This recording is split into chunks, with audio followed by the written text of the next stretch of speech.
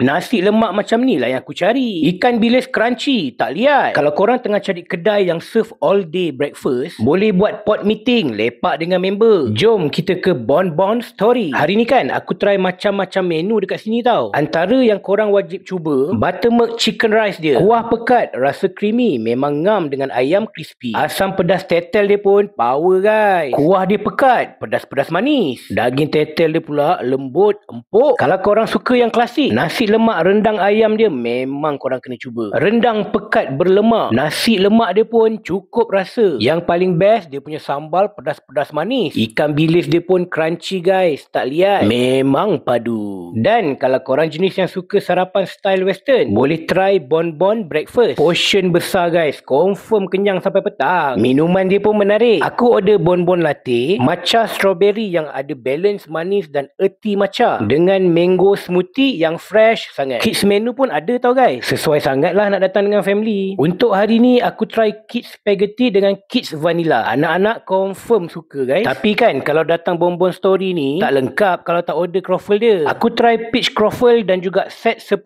mini croffle dengan satu dip. Rangup dekat luar, lembut dekat dalam. Croffle Bon Bon Story ni ramai yang cari tau. Vibe dekat sini pun chill, tenang. Ada kids area sesuai untuk family. Nak buat meeting dengan klien pun boleh. Pot lepak dengan kawan-kawan pun ngam guys. So next time kalau korang cari tempat makan yang best, ada vibe cozy dan makanan padu, korang wajib try Bon Bon Story.